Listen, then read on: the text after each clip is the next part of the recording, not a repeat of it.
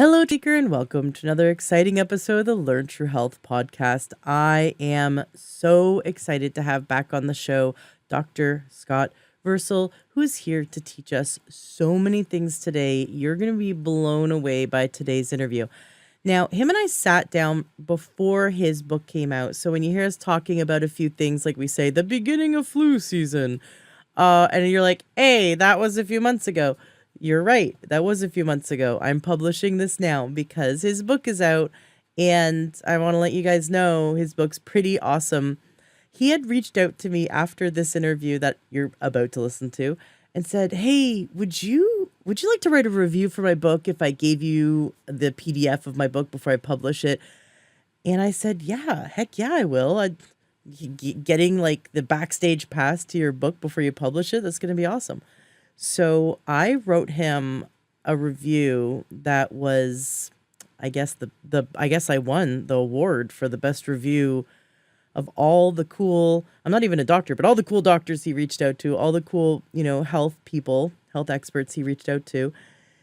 And I kind of won because he turned around like with tears in his eyes and tears in my eyes. And he goes, you just wrote the foreword to my book. And I'm like, yes. Life goal achieved. I mean it. Like, come on. How many books have I read? I've always been like, oh, I want to be the cool person that an author asks to be the person to write the foreword to their book. And here I am, Ashley James. I wrote a foreword to someone's book. Not only someone who wrote a really awesome book, The Headache Advantage. How many people do you know? I bet everyone knows someone who suffers from migraines, who suffers from headaches, and they can be chronic. They could be once in a while, but even if you have a migraine like twice a year, that's still a major disruption in your life. Like for some people, migraines last a week or longer, or like even just recovering from them, it takes over a week. So no one wants that. Who wants that? But the whole thing that we unpack today, which is really exciting, is this concept that the body is speaking to us, that every symptom of the body is the language of the body. And he teaches you today how to listen. Now, he teaches online. This is a newer development, so exciting. He teaches online the techniques that he uses as a chiropractor. And my chiropractor, who is like a saint, I'm gonna submit to the Vatican that my chiropractor be registered as a saint when she passes away, because she has been a miracle worker for me. She's an amazing chiropractor. So if you're in and around the Seattle area, Dr. Claire Russell of Blue Heron Chiropractic, I am doing a little shout out. She has put me back together. She's just the most amazing chiropractor. If you don't have an amazing chiropractor, like if you don't believe your chiropractor is worth their weight in gold pressed latinum, then you need to go find another chiropractor and hunt around, because I've been to over 13, 14 chiropractors in my life. I've been seeing chiropractors since I was 3. And there's a bunch of chiropractors out there that are okay, that are good. They're good. They do no harm. They help a little. They're good. They're not like amazing. And then once in a while, like maybe 10%, let's say, are outstanding, just like blow your mind, amazing. And those chiropractors aren't there yet. They're still figuring their way out in the world. It takes a few years to get to amazing status. And some are born that way, some have to work on it, work hard to get there. But don't give up on chiropractic. You wanna hunt around and find the chiropractor for you that knocks your socks off, that makes you feel like 3 inches taller when you walk out of there, that makes you feel like, oh, wow, I didn't realize I could feel that good again, or even that good for the first time. That's the kind of chiropractor you want to see. And every chiropractor that's been blows me away amazing has used functional muscle testing, has used specific kinesiology techniques to talk to my body to see what it needs to be corrected.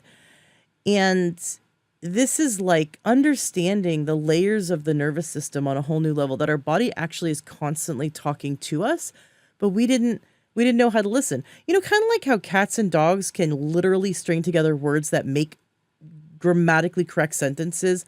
if you haven't seen this on, YouTube, Instagram, uh, TikTok, wherever, go to wherever you watch videos, not your TV if you still have cable. Maybe there. I don't know if you have smart TV, but go type in like talking dog buttons or talking cat buttons, and you're going to watch 500 hours of dogs interacting like in a real way, and cats too. It's amazing that these animals, this whole time we've had pets, hundreds of years we've had pets, and we didn't realize that they were that smart. Like we knew they were kind of smart. Like, oh, I told him to go bring me my slippers and he actually brought me my slippers. Like I thought that was the height of like the intelligence of dogs. Because I had a friend once who she would say, go get the mail or go get the newspaper. I mean, this is back in the 90s. And this was like, we lived out in the middle of nowhere. So you had to go, half a mile down the road to the mailbox. And this dog, you just say, go get the mail. And he would run. He'd go out the dog door, down the stairs, down the long road, all the way to the mailbox. And he'd come back with it and like drop it right by your feet. And I thought that was the height of their intelligence. But the whole time they've actually understood us. And when we gave them an outlet, like the buttons to press, they have humor too. They're hilarious. There's this one dog that will hit the button that goes bruh to his owner, and the timing is perfect. It's really hilarious. So my point being, our body has actually been communicating with us this entire time, and we didn't know the language of the body. So we're just kind of like, stupid body, let's just go take an Advil. Like we just weren't listening. And now we can listen. Now it's like all of a sudden we have those buttons, like the dog finally has the buttons. Like now you're going to actually, by learning from Dr. Scott, you will have the ability to communicate with your body in a way that you're able to decipher the language the body's speaking, and then you can help it to get better. And that's what amazing chiropractors do.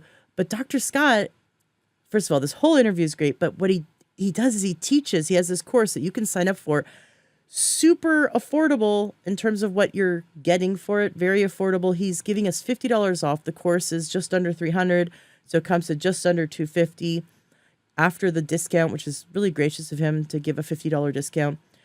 And he has a introduction to functional muscle testing, introduction to functional muscle testing. That's a kinesiology, learning about how to do applied kinesiology techniques. So if you're completely new to applied kinesiology, you want to take that course.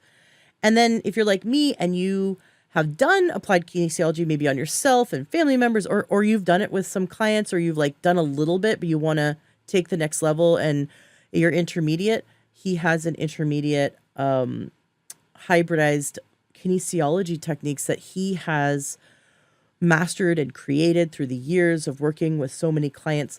So really exciting to share this. When I first started talking to him about it, he's like, well, I really only gear this towards, and he's like, maybe only doctors. And I'm like, well, okay. So can anyone learn it and do it? He goes, yes. So wouldn't this really be for anyone? He's like, yeah, you're right. I guess we could say that it could be for anyone because, I mean, if anyone's interested in listening to their body, I'm like, yes, my listeners are interested in listening to their body. But since so many of my listeners are in the health space, I think this is great to add to your repertoire, to your tool belt. And at such an affordable price. And then you just have this amazing tool, like, again, giving the dogs and the cats the buttons to talk. Love it. If you haven't seen those videos, you have to go check them out. They're hilarious. So use the coupon code LTH, as in Learn True Health. Use the coupon code LTH. Anytime I recommend something, just try the coupon code LTH, because I always try to get you guys a discount. So coupon code LTH, as in Learn True Health.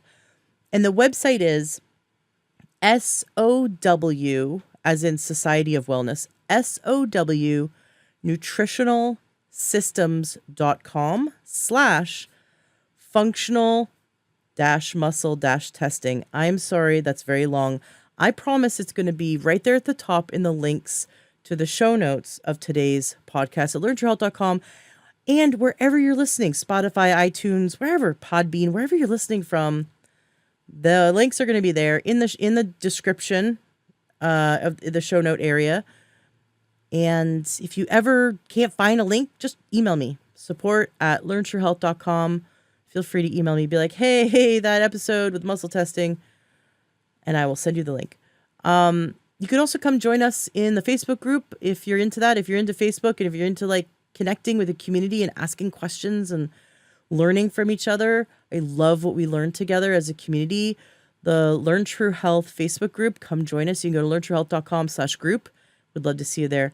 And if you would love to connect with me, because you've heard my story, maybe I've reversed several major issues, and I did a 180 with my career after healing myself, and said, I have to help others. And I've been doing that for now 13 years, probably going on 14 since 2011.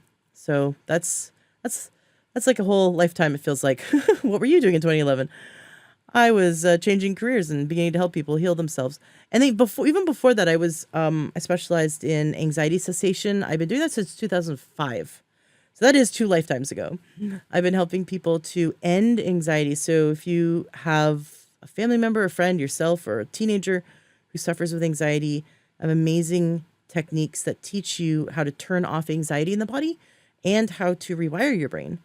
So that's something I'm really excited to help people with, because I can get people in 90 seconds to completely turn off anxiety, and they finally have relief. And sometimes we cry, just tears of relief and joy to finally be out of that state of anxiety. So I love teaching that. So I've been working with people for a very long time in terms of emotional, mental, and physical health. And if you'd like to talk to me, if you want resources, please feel free to reach out to me. It's free to have a 15, 20, 30-minute phone call with me. Go to learntruehealth.com, and in the menu, select Work with Ashley James. And you'll find 2 options there. One's like blood sugar, and the other one's the phototherapy. Just check which one makes more sense to you. But you fill a little form that tells me a bit about you and what your goals are and what you're interested in learning about. And we just have a great conversation, and I can point you in the direction of some great resources, especially the phototherapy, which I am thoroughly impressed with. I've been using it for over 2 years with my clients, over 200 clients, having really great success. And I'd love to share that with you as well. I have nutritional protocols and so many resources for healing. Thank you so much for being a listener, and thank you so much for sharing this episode with those you care about. And if you like or love my podcast, if it makes a difference for you, please leave a 5-star rating and written review, or just a 5-star.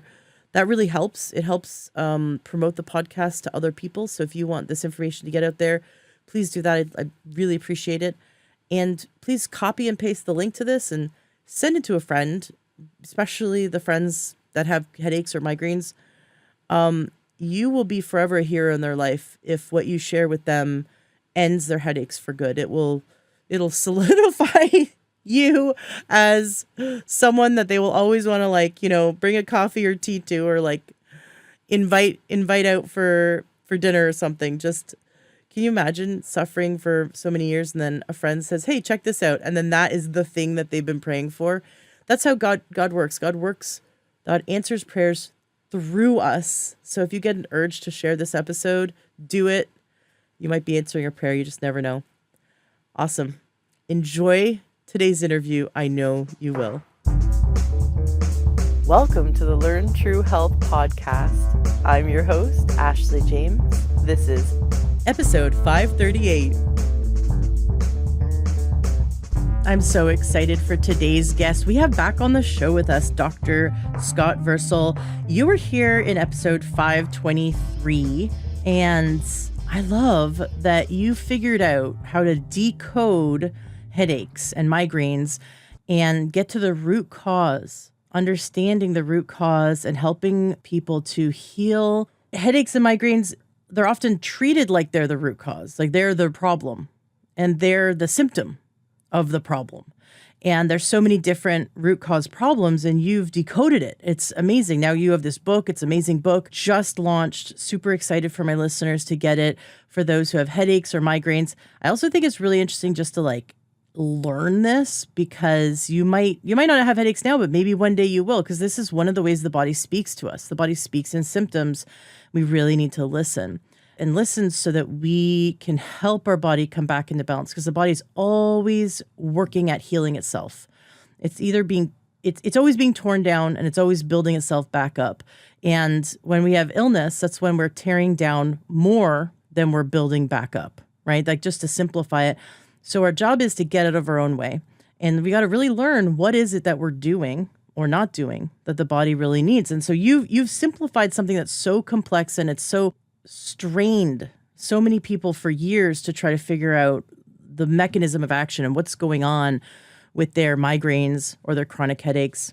So I'm really excited for the listeners to have access to this. So we're going to dive deeper. 523 was a great place for us to start. We had a wonderful introduction to what you teach, and today we're going to really dive deep into this topic.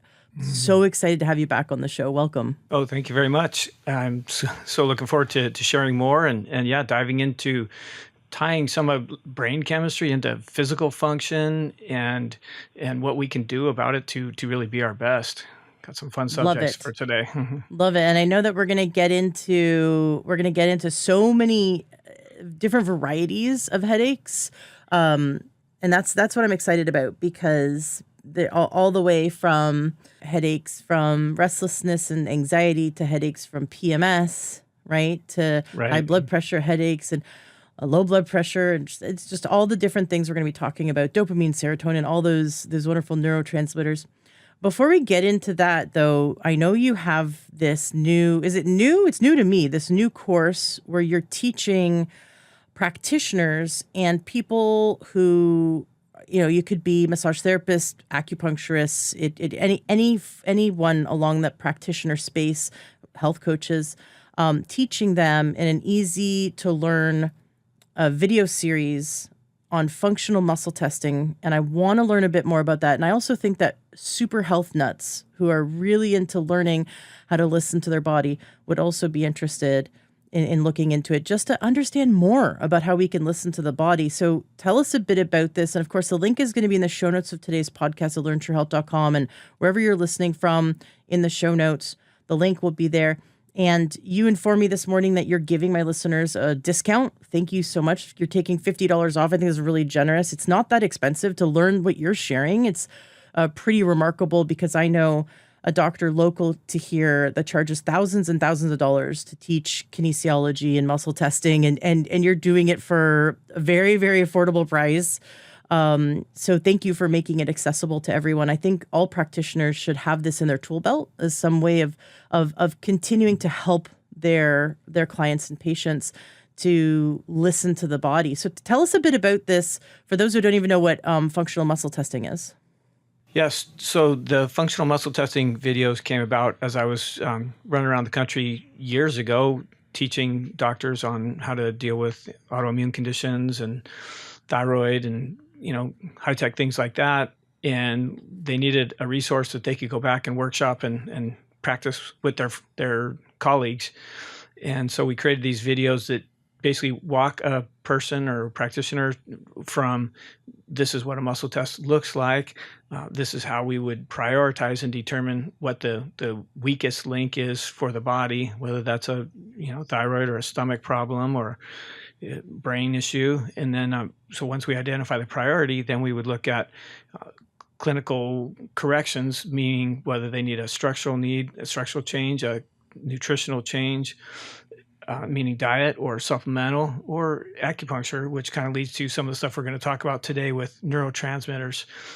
It sounds kind of high tech, but this kind of brings it to a usable level. And then it also gets in, especially in the second round of videos, gets into how to determine what might be the best supplement. In other words, if there's 3 stomach acid supplements that are good for a person, which one is going to be the very best, so that we can get to the most simplified approach and the least amount of change for a person to get the biggest bang for their buck, if you will.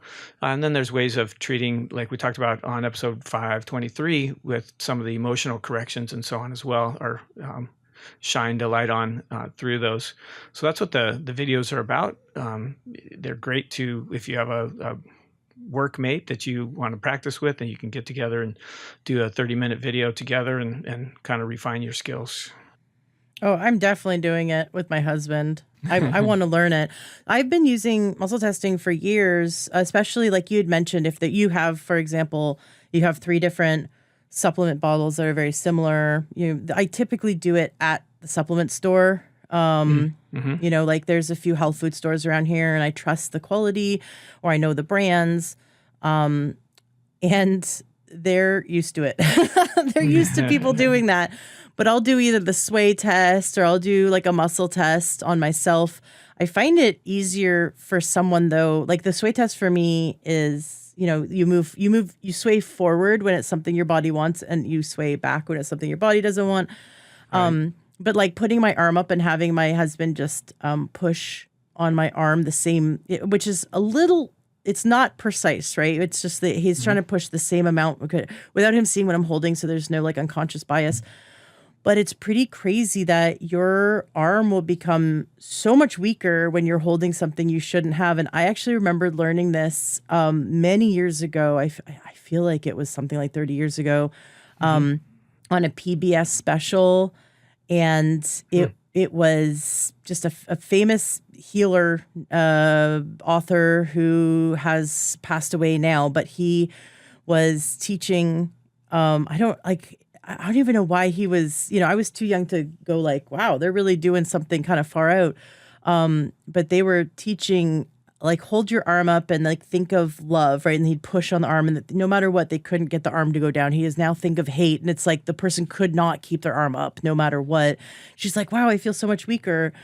And it's just interesting how the body responds even a suggestion of an emotion and a vibration, right? And then everything is energy, everything is vibration. So if you're trying to figure out, well, is this, protein powder good for me? Or like there's a bunch of different protein powders. Which one am I going to take? Or there's a bunch of different vitamin C's. Which one is the one I want to take? Then you could muscle test to, if you're buying one anyway and you kind of have decision paralysis, you don't know which one's best, like why not muscle test? But it goes so much deeper than that we can actually use muscle testing to ask the body what it's missing or ask the body where we're out of alignment, ask the body. It's a way of communicating with each other. Like I imagine like Helen Keller, right? Where we try to figure out how do we communicate with her? She can't hear, she can't see. How do we communicate? And they figured out how to communicate with her. And that's sort of the same thing, figuring out how to listen to the body. The body is not stupid, it's super intelligent, but we just don't speak its language. So we have to listen and learn how to speak its language. Right. And just a pearl to even help you get started in the supplement store, for example, in general, energy goes in the right and exits the left. And so if we're holding a product in the right hand and it's detrimental for us, the whole nervous system will shut down, kind of like you alluded to. Whereas if we need that product, physically need that product, and we would get benefit from it, we hold it in the left hand, we're actually going to get weak because that's like taking it away from us. So that gives us a whole, boom, mind blow of opportunities and options. I mean, for example, most people have stress and need an adrenal supplement. So if they're in a adrenal fatigue state and we put, say, ashwagandha in their right hand, they're going to get weak. Areas of stress-related weakness are going to get more tender, whereas in the right hand, whereas if we put a supplement like a glandular or a B5 or a L-Euthero that's going to help for more of a low adrenal fatigue scenario, they're going to get strong and those areas are going to get less tender. So it creates this whole tool to really, one, demonstrate to the patient, the person, that how the supplement's going to benefit them, and two, helps us identify, if there's potentially side effects from, I took a supplement for a year to help me not bring everybody's baggage home, and it turned out it was overdriving my immune system, and I had a shoulder weakness for a year. I wasn't able to throw people out. I was playing softball at the time, wasn't able to throw them out at first base until I finally realized that the supplement was creating a weakness in my shoulder because of its adverse effect on my thymus in this case. Wow. Does that still apply for people who are left-handed or have like left-handed, right-handed? Does that matter? It does. It does not matter. So it's the energy. It's kind of acupuncture energy. basic principle where it goes in the right and exits the left. So another application of that is like an Apple Watch, or if people are wearing, electronics that sense pulse and that sort of stuff on the right hand, wearing that on the right hand, it's going to adversely affect and manipulate energy going into the body, and it's more detrimental, whereas it's much better tolerated if it's on the left hand, where that's energy on its way out of the body. What? That's crazy. But we can't see it, so a lot of people don't really acknowledge that we have an energy field. But they can test it. You can test it. There's certain machines that can test it, that can see it. Right. We have like a torus. They call it a torus. That is this magnetic energy field that comes up and around us and back in, and it's amazing how polarity, for example, when your polarity is off, just like the Earth has poles, everything alive has a positive and negative pole, like a battery or a magnet. But when your polarity is off, you will feel off. And I have a client who corrected her polarity. I have a technique. It's acupuncture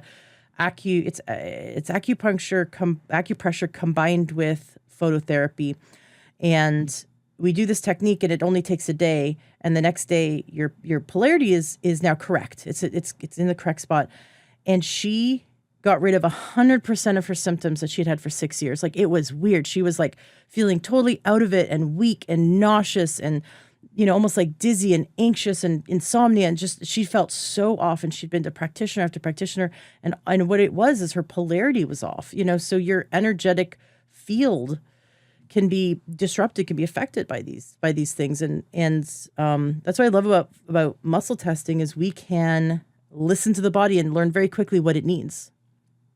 100%. And then we throw in things like toxic metals that, are going to make us more polar, or adverse to electromagnetic challenges, whereas good minerals will be less sensitive to the electromagnetic. And kind of along these lines, I mean, I'm a chiropractor. I studied neurology and so on in school, but I actually find that acupuncture meridians give me a more profound benefit. I mean, a great example of this is sciatica. So many people are plagued with pain down the back of the leg, but it turns out that the kidney meridian goes down the back of the leg and it parallels the sciatic nerve. And treating kidney issues or serotonin, which is the brain's control of that kidney, treating those is where we get literally immediate relief of, say, that sciatic pain. Whereas in the outside world, they can be talking surgery to manipulate the way the spine works, or cutting pieces out of the spine to try to correct that pain, when functionally we could correct the way the kidney functions, change their mineral balance, or take care of their fear or paralyzed will emotions that are compromising the kidney, and that pain will go away virtually immediately.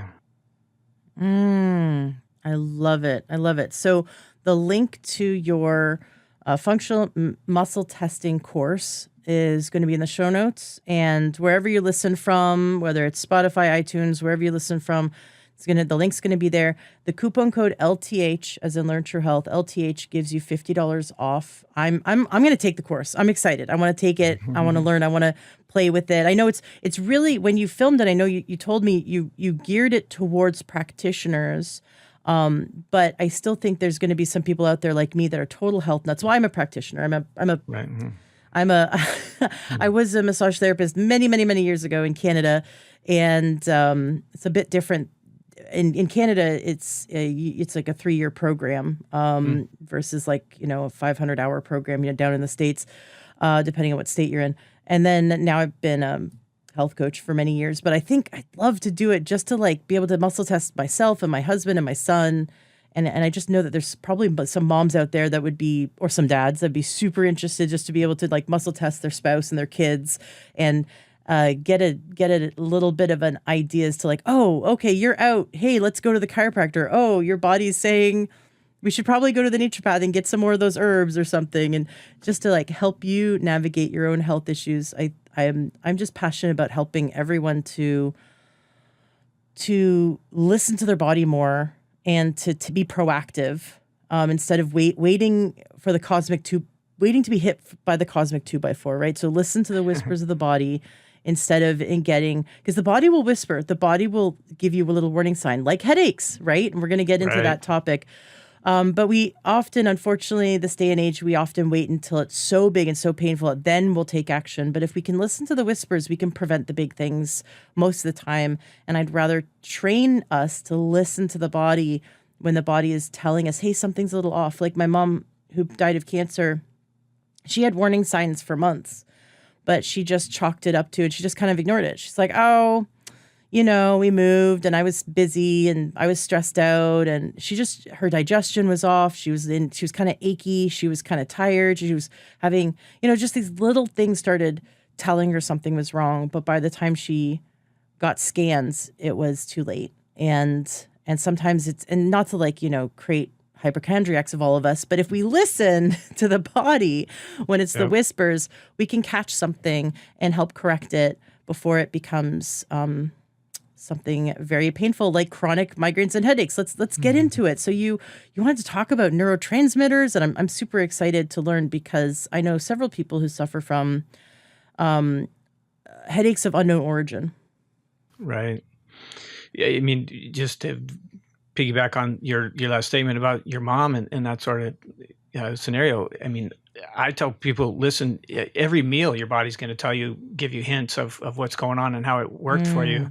So learn to, I love the way you stated it, learn to listen to the whisper instead of waiting for the 2x4, the yell, the shout, because often it's a whole lot more to overcome by that point. Whereas, I mean, that's maybe I'm just fanatical, but I mean, at 14, I realized how lousy I felt when I ate things like sugar, for example. And so I quit because I didn't like feeling that way. So, I mean, every meal, if we eat something that doesn't work for us, whether it's, something that might work great for you, may not work for me. For, tomatoes, for example, O blood types will do fine on them. And I'd fall asleep and have, memory issues if I ate too much tomato. So, I mean, all those little nuances tell a story and help us learn the early warnings before it's a catastrophic issue. Exactly. So, yeah, you were saying to me that you wanted to get into the neurotransmitters and teach us more about that from the standpoint of what's going on with these headaches. Right. Let's lean into dopamine would be the neurotransmitter, but the symptoms, the question for the consumer, for the health pursuer, is, do you have vivid dreams, resting tremors, concerned about hormone-related cancers, monthly headaches, brown or those age spots, or lack of inspiration? Those are all signs, or a bitemporal headache. And there's a headache that comes on every month. Typically, that physical manifestation of that headache is going to be in both temples. On the cover of my book, that's diagrammed as a pink headache because it's often related to estrogen. And dopamine is the brain's control of estrogen. It's kind of the precursor to estrogen. So if estrogen is low, dopamine will be low, and that would be the apathetic person that is estrogen deficient, if you will. And they're going to have low dopamine symptoms, which ultimately could lead to resting tremors, or like Parkinsonian type concerns, and trouble learning, because dopamine is also the neurotransmitter of storing memories. So those are all signs that as we go further down the road of problems, the symptoms get more and more profound, trying to call our attention to make a change. So those are low dopamine symptoms of lower estrogen, whereas the high dopamine is going to be the vivid dreams. In other words, orange cheese is a great example. It's a monoamine oxidase, an MAO inhibitor, like many drugs. That would set up vivid dreams for people if they're sensitive in this regard, because that orange cheese could cause these nightmares. It causes these high dopamine symptoms that ultimately end up, again, schizophrenia is a pathologic example of chronically high dopamine that at its heart is a estrogen metabolism concern. So when we learn these early whispers, then we can say, hey, this isn't working for me, and figure out, every time a person eats sugar, they have these symptoms, or, cheddar cheese, they have these symptoms. Then we want to make change in those, and learn to listen to what our body's saying. Maybe you need to do a journal or create some kind of journal to know what food or what you're doing, that, every time you eat, the cheese or so on, you end up with a headache at ovulation or at menstruation. So we can make these simple changes and correct it before it is a clinical emergency. I want to stop there and unpack that, because we have two things you just talked about: too little estrogen and too little dopamine and too much dopamine. Right. Is that real? So is too little dopamine? Is it?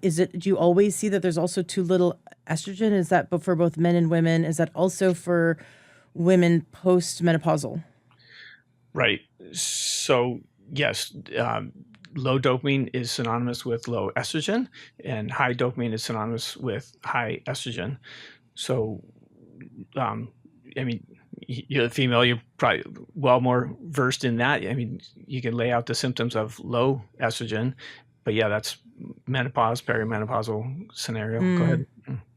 Oh, I was just thinking, like, for me, low estrogen, usually then women feel their testosterone more, because it's like that estrogen sort of like when it's backed off. Now we feel like invincible, like we can, throw a man that pisses us off. Like that testosterone comes up, and we feel it.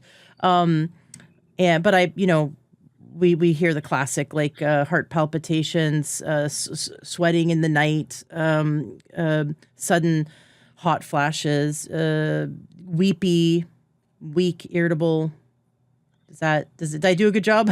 Totally. Yeah. Yes. And so for me, if they have low estrogen symptoms and high testosterone, typically insulin is the hormone that's going to cause a female to convert estrogen to testosterone. So that's going to create the testosterone kind of symptoms. So at its heart there, we'd want to correct blood sugar concerns.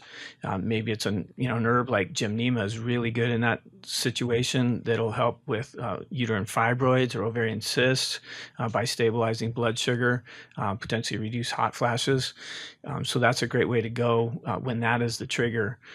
If it's truly, if it's purely a hormone deficiency, we need to look upstream at, like, cholesterol. How's a person's cholesterol? One of the very common causes of high cholesterol is hormone deficiency, because the liver is trying to kick out and produce cholesterol to have the building blocks, because it's sensing that those hormones are low.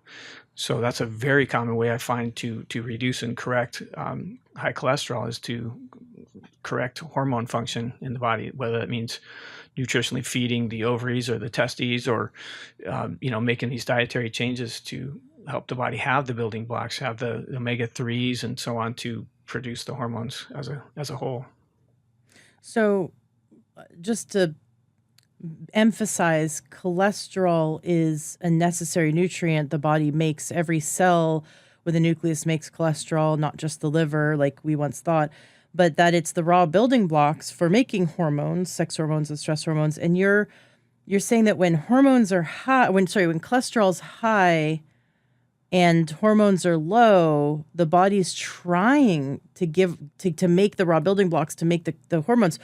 Where's the break? Where did it break? Where did it break down? Because it's like, for me, I imagine like a factory where it's like, okay, we have something coming along the assembly line. Here's the cholesterol, the DHEA. Here's the cholesterol for the widgets to make all the different sex hormones.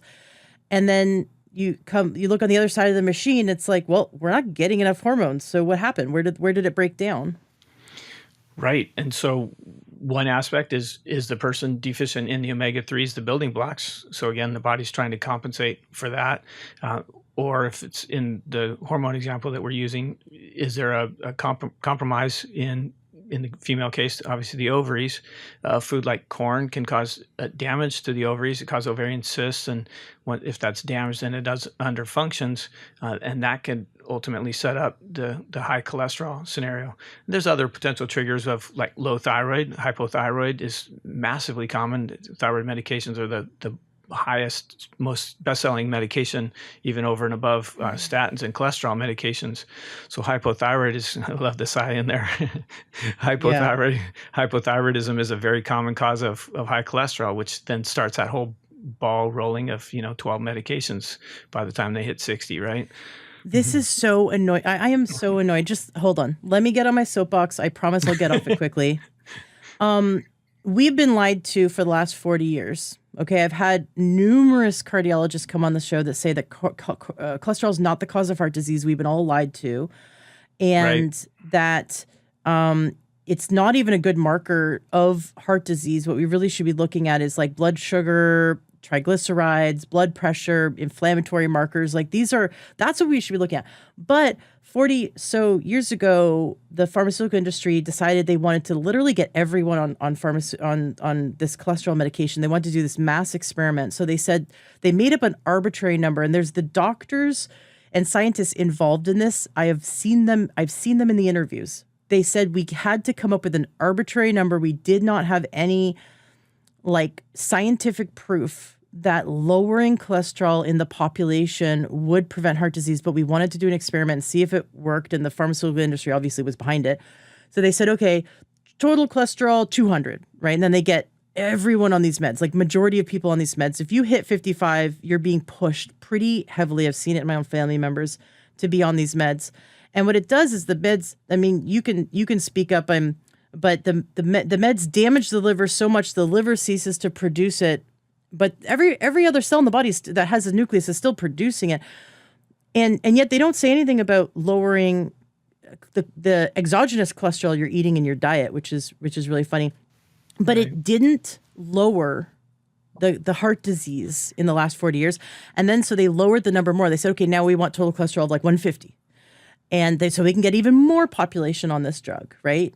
You qualify for this drug. So, and the drug was so damaging to the liver that up until 2012, remember this started like in the 90s, I think. Right. So it's been a while. And up until 2012, if you were on cholesterol meds, you had to get, I believe it was every 3 months. And this was in Wikipedia. I read it, the history of cholesterol meds. I don't know if Wikipedia still kept it up there, but every 3 months you had to go back and get liver enzyme panel testing to make sure that the medication wasn't damaging your liver too much, because you could have, liver failure. But yeah, the last 40 years, we have not reduced heart disease. It still, is on the rise. And now we have this whole host of other things. So it's like that whack-a-mole. It's going to pop up another paper because cholesterol was not the problem. And this was what you're saying, and this is why I'm really excited about. If you see high cholesterol, that's the body trying to heal itself. That's the body saying something is out of balance. Please help me. And so now you're like, okay, let's look at the hormones. Now let's look at the thyroid. Now let's look at the sex hormones. Now, and so you're like going down the list. Let's look at the nervous system. Let's look at the omegas. And you're going down the list. And you're going, why isn't the body using this properly, and why is it pumping out more? Because there's a signal. The body's intelligent. But in MD drug-based medicine, the body's stupid and we have to drug it into submission. So, okay, I'm getting off my soapbox. I just think it's really important to understand that we've been lied to. And I'm like super excited about what you're saying. So for so many people who have these hormone issues, and then they see they have high cholesterol, and they're like, well, I eat really healthy and exercise, and why do I have this high cholesterol? But they have really poor hormone output. The body's trying to patch it up, but it's missing certain key nutrients in order to patch it up. Like you said, good omegas. Corn damages ovaries. I'm kind of in shock. Right. That's the organic non-GMO corn, like just all corn in general. Especially GMO corn, which is pretty much all corn in America. But yes, unfortunately, it tends to have a cortisol response, as well as some adverse effect on the ovaries, especially for the O blood type. A little bit less so on the A blood type, but all of them. I've seen uterine fibroids. Well, ovarian cysts for sure. I mean, Tiffany was a gal that I'd been working with for years. It was very clean, had a very clean diet, and after 3 days of eating rice chips, she had an ovarian cyst grow and burst, and corn was the third ingredient on those chips. So that's a kind of a good example of how profound that can be. back to the soapbox thing, the tide is changing. Yeah, the tide is changing. I have a brain trust buddy that has been at a couple of pharmaceutical meetings where they're starting to say, well, we're realizing that cholesterol isn't the whole thing, and they're now there's 2 or 3 medications in the pipeline to lower lipoprotein a. Lipoprotein A is an inflammatory marker, which is going a little better direction if there was a good direction in the pharmaceutical world. Right. But watch for the narrative to start shifting where like, oh, we realize cholesterol wasn't making enough change. Now everybody's going to need this lipoprotein A, and their narrative is it's if your lipoprotein A is up, you're born with it, and you need this drug forever, kind of like they were originally saying with cholesterol medications, and no lifestyle manipulation will change it. But there's a study that shows that niacin, of all things, actually lowers it, but they kind of poo-poo that and say you need the drug. So just a heads up of, course. Right. Here, a harmless B vitamin or a toxic petroleum-based patented drug. Right. You choose, right? Oh my goodness. Okay, so I have to ask though, you kind of freaked me out with corn. Okay, Sorry. No, like in a good way. Like I'm gonna go.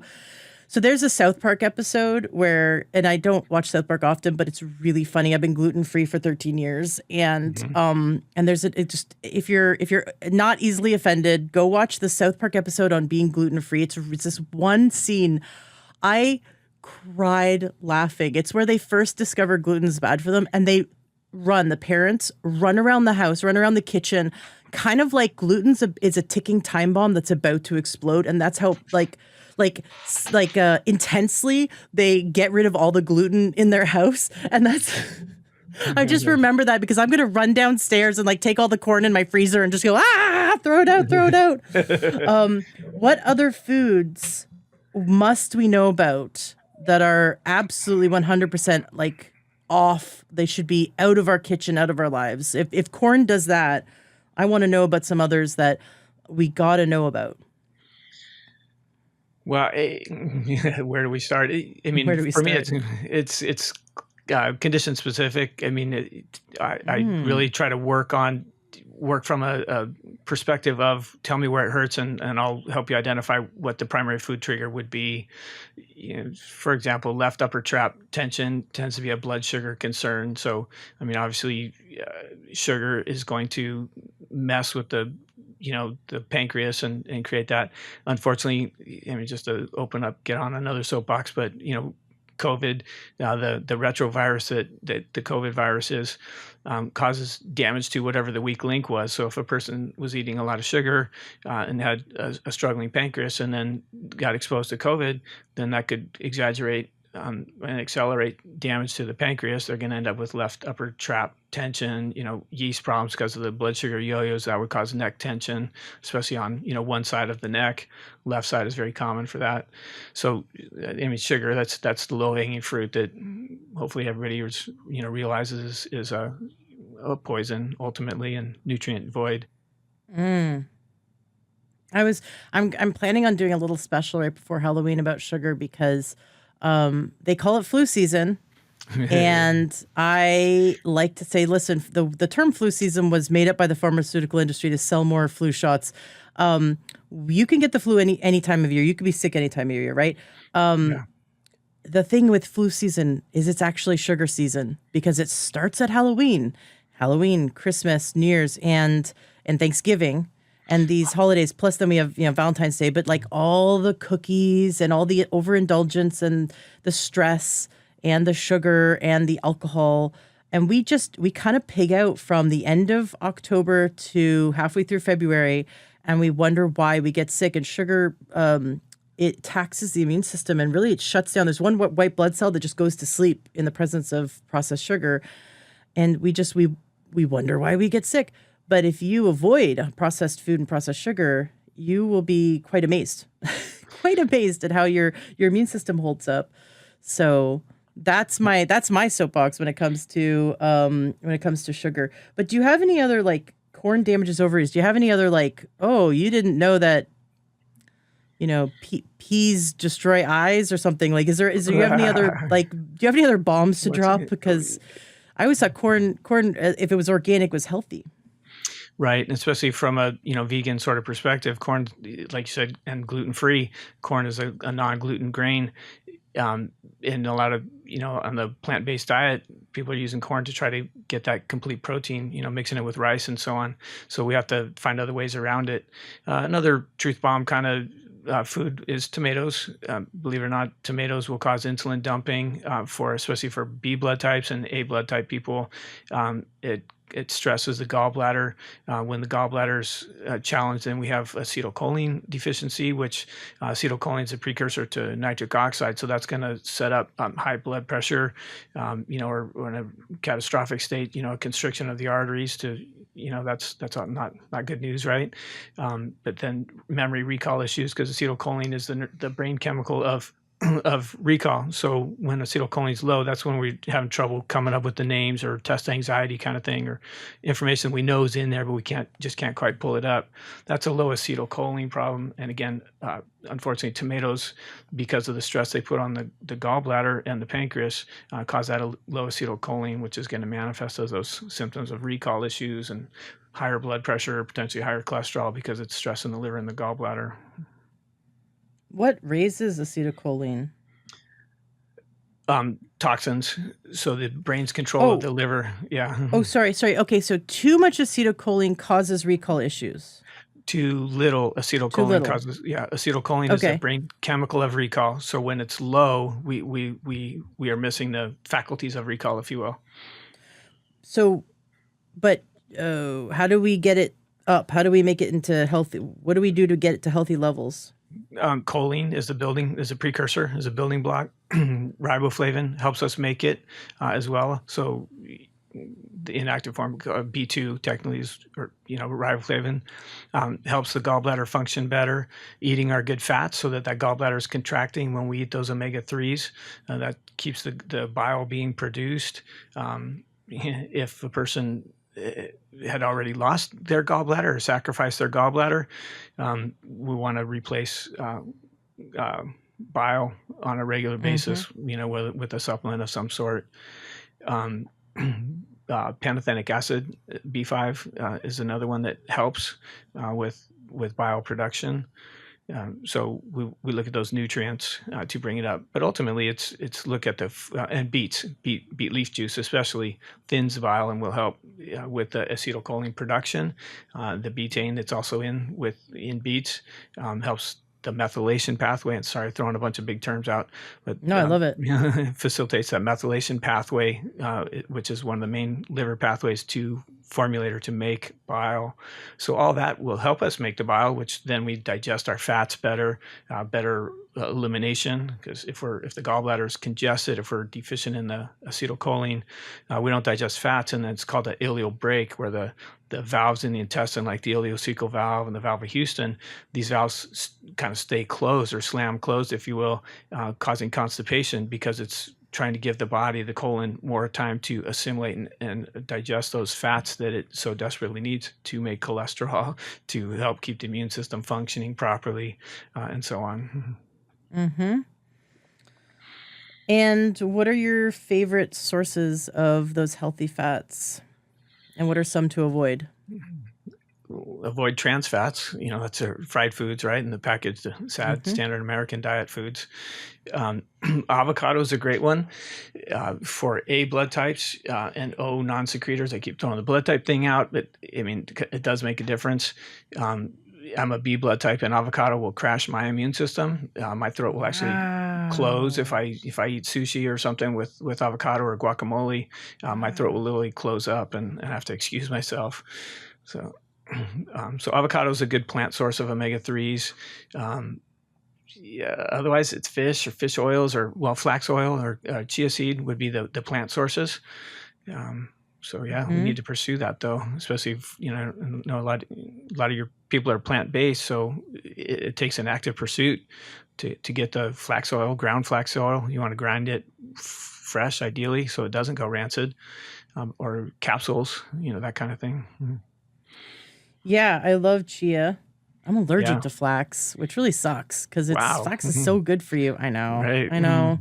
I keep like every few years I keep trying flax, be like, maybe I'm over it now. Nope. Wow. Have you tried it ground? Does that make a difference? No, just Okay. just flat. It can be trace amounts, and I'm like, nope. Unfortunately, I can't. But chia is wonderful. I love making chia pudding, Yeah. and I think avocados came from heaven. That was the manna in the Bible. Just so you know, Yep. that was the manna that fell every day from the sky. Was avocados. So Nice. we're pretty good there. And then obviously fried food, oil, trans fat, anything that comes in a container like some kind of weird margarine. Those are horrible toxic things we should stay away from. I love it. You've given us such gold. I just want to pump your brain. It's so exciting. So we've Thank talked you. about like low dopamine and these are things that can cause headaches. Like you said, the low dopamine can cause monthly headaches and is hormone related because there's low estrogen. Then you said that there's high dopamine, high estrogen. So like an estrogen dominant person. Right, which typically means the liver is not breaking the estrogen down properly. There's at least 4 key pathways in the liver that need to break the estrogen down. So that's the clinical fun, is figuring out which of those is awry. When we identify which pathway is off, then that also gives us insight. But throughout the age spots, the brown age spots is said in the literature to be poor estrogen metabolism. That typically means methylation is under functioning. That's a massive, week-long seminar subject. But methylation so huge with it's very B12 dependent. I think we talked about last time that the lactobacillus enzyme organisms in the gut make B12 for us. So that's kind of God's wisdom in the body, helping facilitate methylation and so on. And so if that's under functioning, in other words, we're B12 deficient, or the gut biome is out of whack so that they're not making the B12 to drive methylation, then a person can end up with these estrogen dominant symptoms. And brown spots are the cosmetic concern, but certainly if that was to progress over time, then that methylated estrogen is floating around and becomes very carcinogenic. And that's where we end up with bigger problems down the road. If it's a pathway called P450, cytochrome P450 is the first phase of liver detoxification. And when that one's under functioning, which is dependent on antioxidants, so there's all your green leafy vegetables and lovely fruits and vegetables that are so high in antioxidants, your avocados, then that helps that pathway work fine and break that down. But if estrogen is not breaking down properly in P450, that's going to set the stage again for high estrogen symptoms. But down the road, that's the more malignant type of cancers where cells all over the place are mutating and going bananas. So those are definitely some pathways that we want to make sure they're functioning right. And again, comes down to eating our plants, right? Eating our green leafies for the folic acid and feeding to make the B12 and the B6 that drives those the methylation especially, and antioxidants for P450. We keep those functioning, and that's how we stay out of the oncology ward, right? I love it. So it sounds like you do some like genetic testing with your clients. I can actually do it through muscle testing. Yeah. Shut up. Okay, that's coming back to that really cool course that my listeners get $50 off that they can go check out. That is super interesting. So have you ever, just for fun, done the muscle testing and then done the the genetic testing and to confer, just like go, hey, yeah, wow, I was pretty on track with that? Great question. In my earlier days, as I was working out what's now called the Vrzal technique, I did a lot more lab testing, but I got to a point where I actually felt out of integrity almost by, charging or running labs that just proved me right, as it were. But you did. You proved yourself right enough times that you felt confident with the Vrzal technique, the muscle testing technique. Totally. And, take them 3 weeks to get the results back. And by that point, the condition was typically fixed, but it just said, yes, this is what we saw. On the genetic front, I am kind of digging into that a little deeper currently. And, epigenetics is the helping our good genes function or helping suppress our bad genes. I think there's a massive world that's about to be discovered there. I alluded to the retrovirus, and that that COVID is one of, tends to compromise methylation, and so that suppresses it. So uh, I suspect where we're going to end up is recognizing that viruses compromise, and flu type viruses will affect ramp up the P450, the first phase detoxification. So there's these triggers like this that can actually manipulate genes. I can't find anything in the literature that substantiates that, but we know that retroviruses suppress methylation. So that's going to be that MTHFR gene. So if we correct that function that facilitate the immune system, which reminds me we need to go back to that on the immune and how to treat viruses and so on. Or help the body treat viruses. Let's go back there. But so facilitating those pathways suppresses them. I haven't seen anything to confirm that they will 100% reverse or correct. But I think it's, God of infinite possibility, right? Absolutely. Let's talk about the immune system. But I also, in the back of my mind as you're talking, I'm just thinking about all the people that were vaccine injured. The last 4 years, can't even call it a vaccine. It was a medical experiment. And it's so horrific. I know so many people who died suddenly, really dear. I lost a best friend. I've seen so many children where parents just thought they were doing the best they could, and with all the information they had at the time, be permanently damaged. I mean, God willing, they're not permanently damaged, but they're significantly damaged at this point. And I've just seen so much of it in my own personal circle of people, although a large group of people that I surround myself with are people who don't jab with anything. But then, I'm with all my different communities I'm involved in, I've seen so many people damaged. And then of course on the professional level, on a weekly basis, people reach out to me and ask, I got injured by the COVID vaccine. What do I do? Or can you point me in the right direction? And I'm like, I've seen some things really work, but I don't know because it messed with your RNA synthesis. So I don't know. I just really don't. But do you have any thoughts on that? There's hope. Yes, they're massive subject. And thank you for being willing to bring it up. My favorite resource on that is Standard Process is a primary company that I lecture for.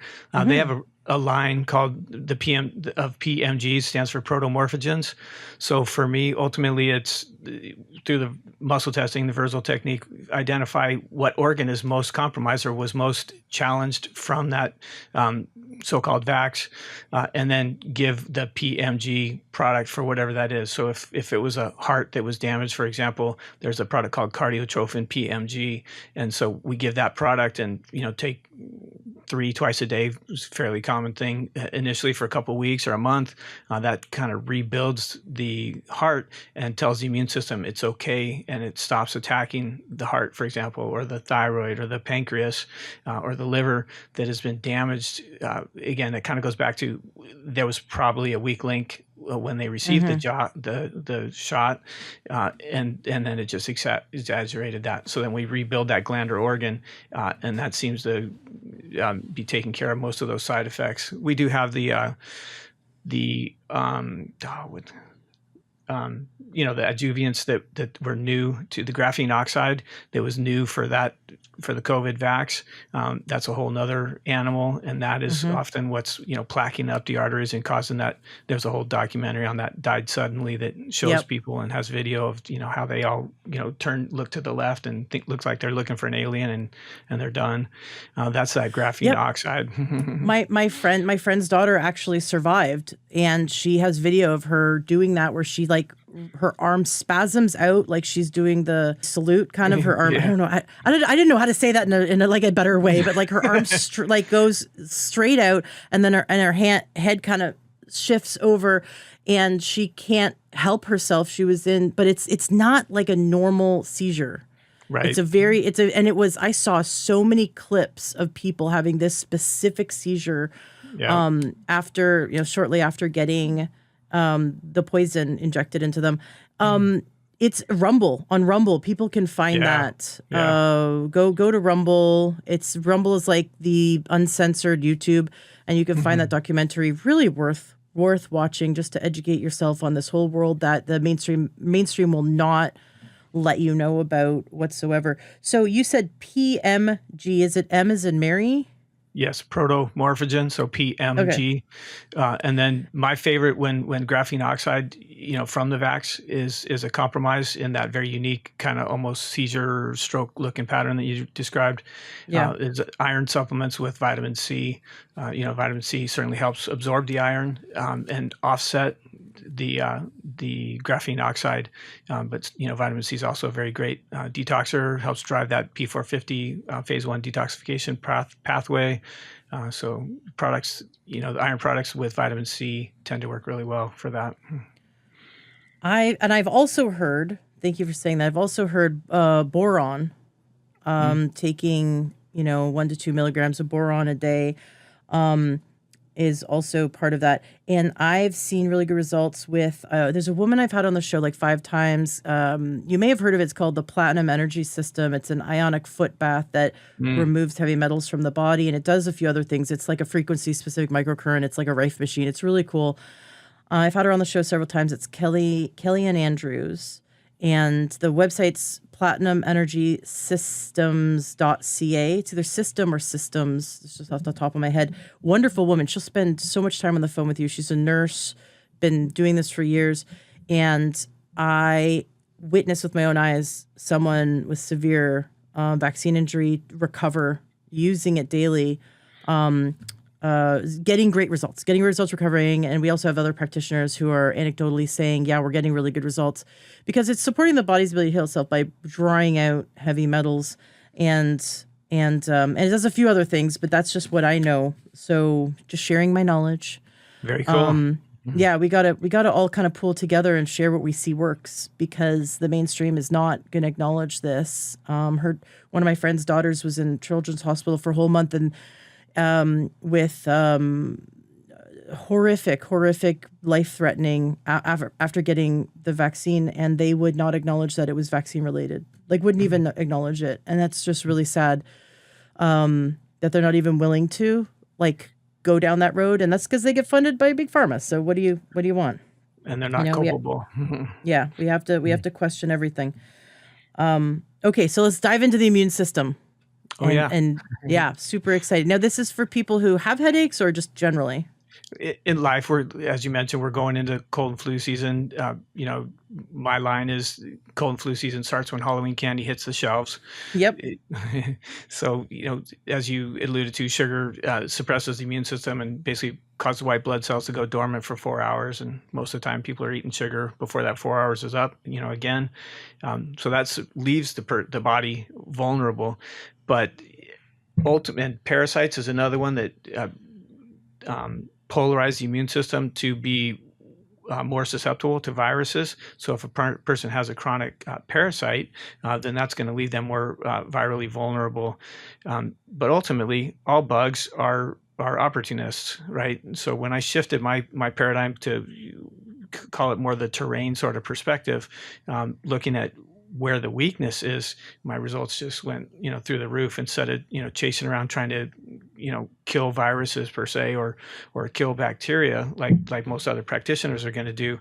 I look at where the weakness is that allowed that parasite, virus, or bacteria to flourish. So if there was a weak lung, then somebody sneezes on them, they end up with a virus in the lung, for example. So we would look at what it would take to strengthen the lung, and then the body has the reserves, has the mojo to kill that bug as it should, as it was originally designed.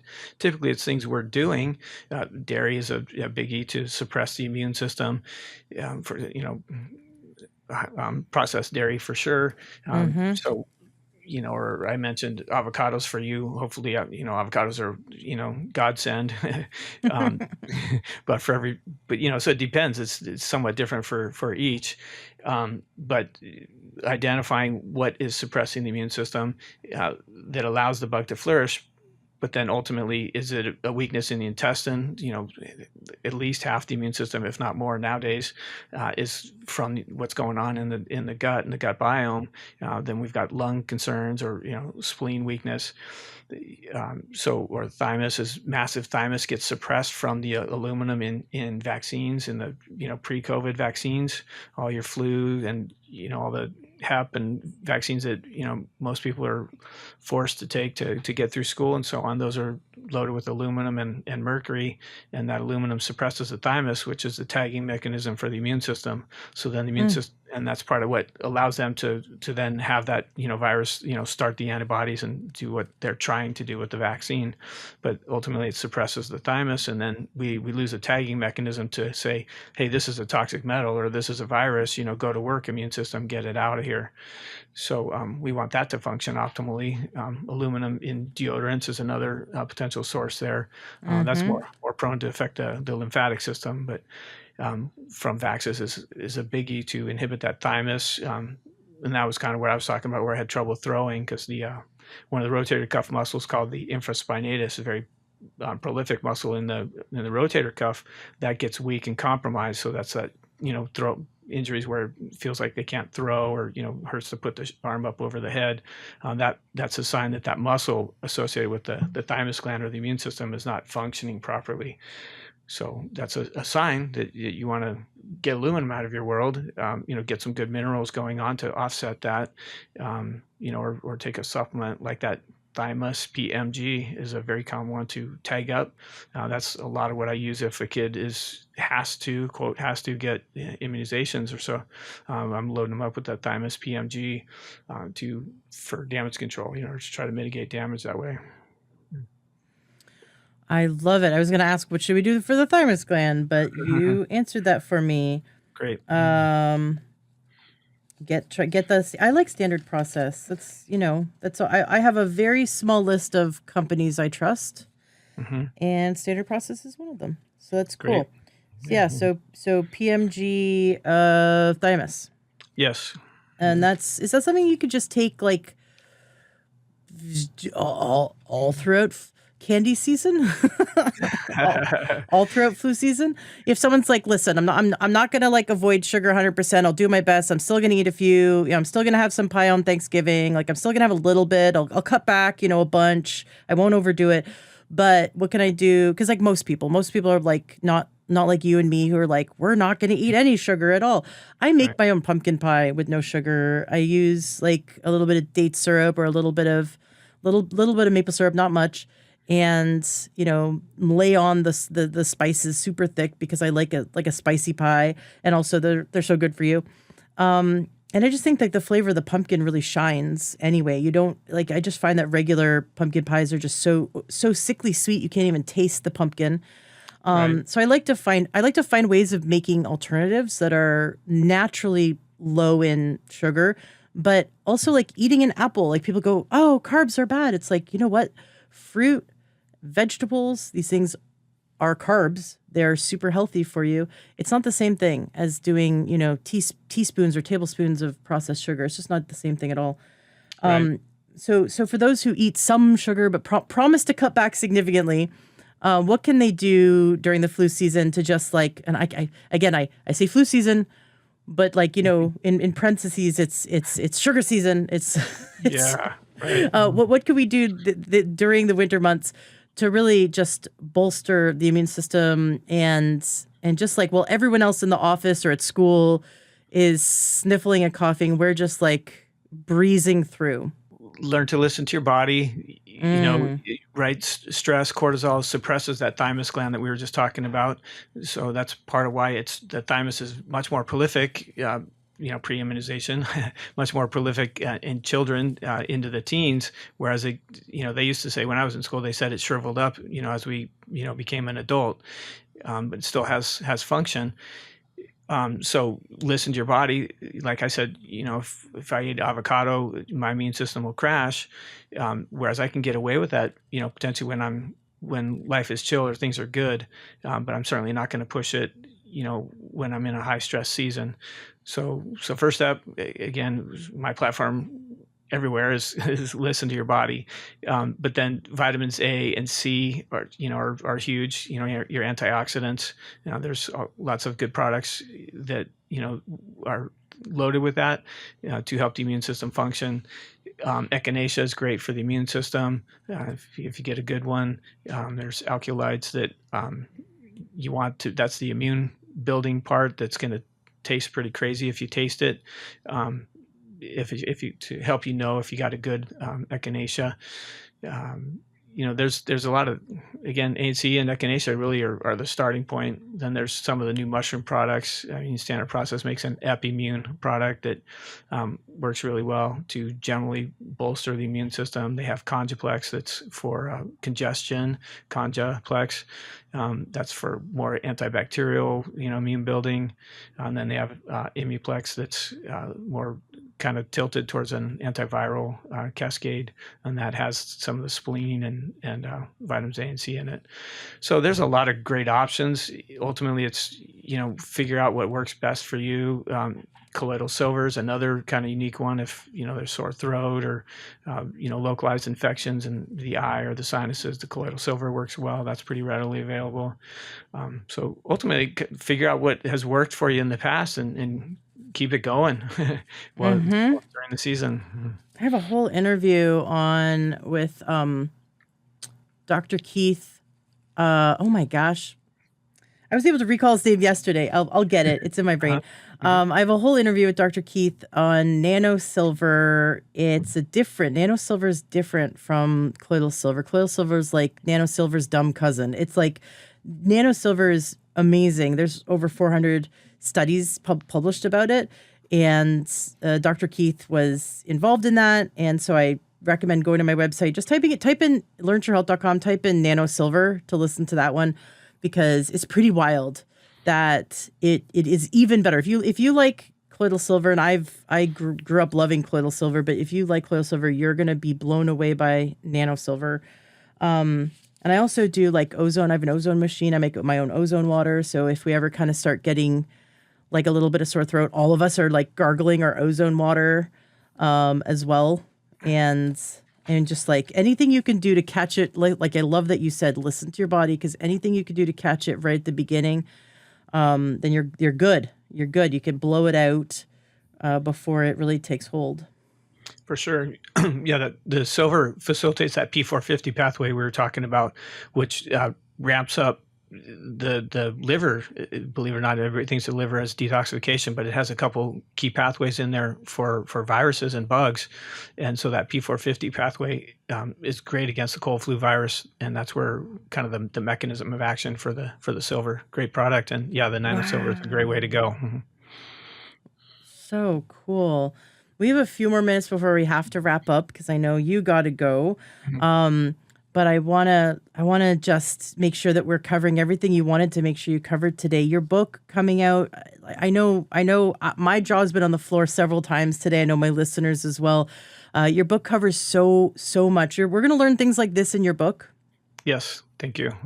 Yes. Yeah, absolutely. So we should get your book.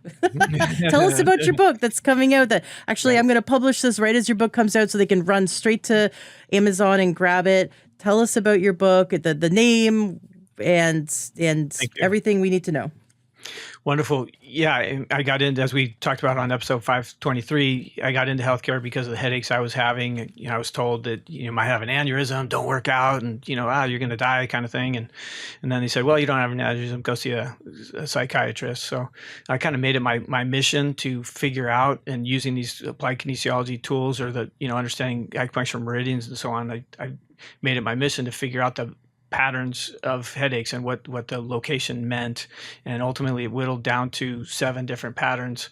So every headache, and a person may have 1 or 2 or 3 of the patterns, but every headache whittles down to one of these 7 locations, whether it's a right-sided problem, a left-sided problem, frontal, what I call third eye is another one. The whole head is like a headband, or the suboccipital tension type of a headache.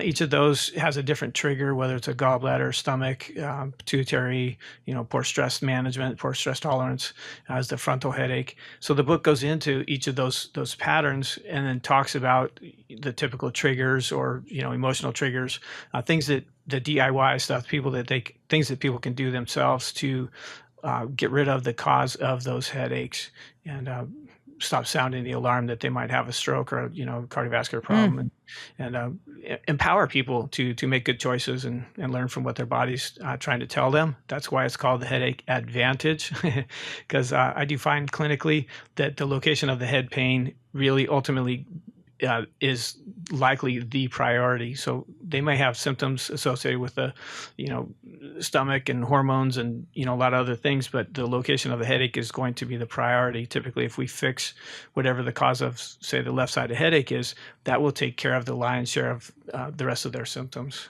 It's a very nice tool that way. So cool. Did we get to cover everything that you wanted to cover in terms of like did we get to talk about, I think the last thing I wasn't sure we fully covered was like people who have anxiety and restless sleep between 1 and 3 a.m. Did we get to cover that one? I'm presumptuous. I'm trying to get myself invited back. Oh, yeah. Come back. Come back.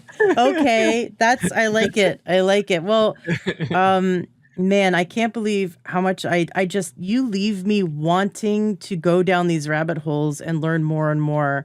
And I think I love that. Very seldom do I get a guest that gets me so excited about health, gets me so excited about learning about how food and how herbs, and how simple lifestyle changes, how it has like the mechanism of action, like this affects your phase 1 of liver detox. I'm like, cool. Tell me more. Right. I can't believe you just took corn away from me. I'm just like, I'm going to run downstairs and frantically throw out all the corn. Not like I have a ton of it, but I have some frozen corn in the organic frozen corn in the freezer. I think I'll just use it as an ice pack or something, but no more corn for me. That's fine. I'd rather, honestly, I'm at the stage in my life where I don't want to be ignorant. I want to know what hurts me and what helps me. And that wasn't always the case. I think a lot of people want to walk around and just have that freedom, which I miss that sometimes. Like, the freedom to just eat anything. I'm like, yep, but most food is junk, and that's what we don't understand, is that we can't walk around and just eat anything. This is what I say often on the show. Look around you. If you want to be a statistic, 1 in 3 people have diabetes, pre-diabetes, have obesity, have multiple health issues. The 70% of Americans are on at least one prescription medication. Mental health, emotional health, physical health, it's all deteriorating. And look at the numbers. Like, look at the statistics. 1 in 3 people will have a cancer diagnosis. We are a sick nation. And obviously you're listening to a health episode. You're listening to a health podcast. You're clued in. You're not one of the people that is burying their head in the sand. But if you want to be a statistic, then do what everyone else is doing. Just go with the flow. Eat whatever. Just eat the way everyone else is eating. Drink alcohol the way everyone else is drinking. Stay up late. Just don't exercise. Don't move your body. Like, just do what everyone else is doing, and you too could win the prize of, pick your prize, pick your disease that you want to give yourself. But I gave myself disease, and I was able to reverse it. And you can turn disease on and off in the body based on your diet. And I had the wonderful experience of recreating disease in me based on my choices, and went, I didn't learn my lesson the first time. I'm gonna come back for the second time and learn. So you empower us. Thank you. To make better choices. Yeah, you empower us to make better choices, because you're putting the power back in our hands, going, no, listen, you don't need to wait to get sick and go see a doctor and get a drug. You can heal yourself. But it's so confusing, and there's so much dogma around diet and around nutrition. And so to come in and have someone go, let's decode your headaches, let's decode your symptoms, and listen to the body and help give the body what it needs. That's really exciting. So can people work with, my listeners are everywhere. So can people work with you online, or they have to come see you in person? How does that work? Yeah, actually, thank you. I saw somebody from one of your shows remotely a couple weeks ago. So, Nice. yeah, so we do remote visits, and I have 3 other doctors in the office as well. My schedule's congested, um, thankfully, I guess. But yeah, we have 3 other doctors that do the same thing as well. So yes, we can do remote visits and figure this stuff out for you that way. Awesome. And what website is best for them to go to? For the clinic is drvrzal.com, drvrzal.com, drvrzal.com. The book is headacheadvantage.com, and that also has some links for potential supplement and food choices based on the location of headaches. Cool. And then the muscle testing, which of course I'm going to have all these links in the show notes. No matter where you listen to, you'll find them in the details. But your functional muscle testing course, which I'm really excited about, the website is at SOW nutritionalsystems.com/functional medicine muscle testing. So I just wanted to say it just in case you have a hard time finding it. And it's and then the coupon code is LTH for $50 off. Thank you so much. Absolutely. Yeah. Well, maybe the easier way to get to those videos is Vrzal Technique. We'll take you to that same site. Oh, wonderful. So VrzalTechnique.com and then LTH coupon code. Hey, come back on the show. Keep teaching us. We want to hear more. We're like part of us. I'm speaking for everyone. We're like, don't take away our favorite foods. But at the same time, we really need to know. We need to know. And I'm excited for you to come back and continue teaching about understanding our pain and understanding our bodies and listening to the whispers of our body and what nutrition we can give us so that we can live optimal health. It was wonderful having you on the show. Can't wait to have you back. Oh, thank you so much. It was a true pleasure. And sorry to make it such a Hallmark movie with, oh, no cord. Oh, I can feel great. I'm empowered. That was fun.